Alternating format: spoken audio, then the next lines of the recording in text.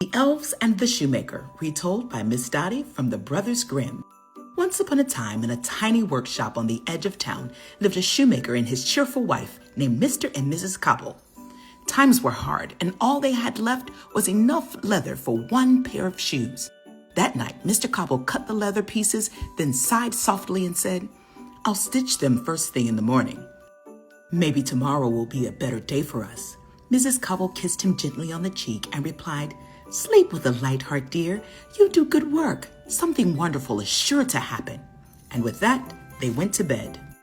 The next morning, Mr. Cobble rushed to his workbench and froze. "Wife, come look, quick!" There on the table sat a finished pair of shoes, neat, perfect, not one stitch out of place. Mrs. Cobble gasped, "But you didn't make those." "I know I didn't make these," he said, eyes wide. "Who could have done such fine work?" Just then, the bell over the door jingled. A customer stepped inside. "Good morning. Those shoes in the window, may I try them on?" He slipped them on and walked in a little circle. "Marvelous. They fit as if they were made for me."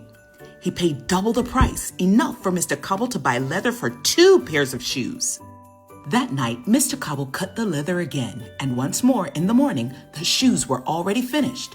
Customers kept coming, and before long, business was booming.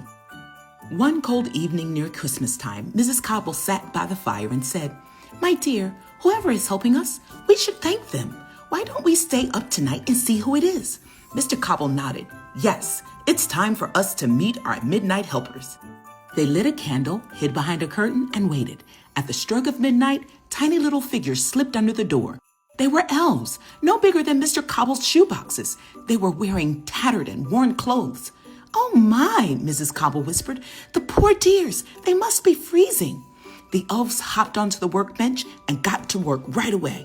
The next morning, Mrs. Cobble announced, "I'm going to make each little elf a shirt, a coat, a vest, pants, and warm stockings too."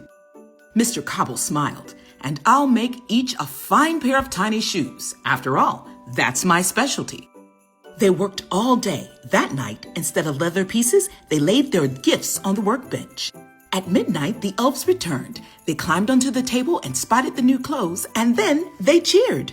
"Look at us, dressed so fine, with sparkly buttons and boots that shine. Thank you so much, hooray, hooray! We have warm clothes, let's be on our way!" Mr. and Mrs. Cobble never saw the elves again, but from that day forward, their shop was always full, their work always blessed, and their hearts always warm, and they lived happily ever after. Well, that's all for now. Meet me next time, right here in Miss Dottie's Music Nook. Have a great day!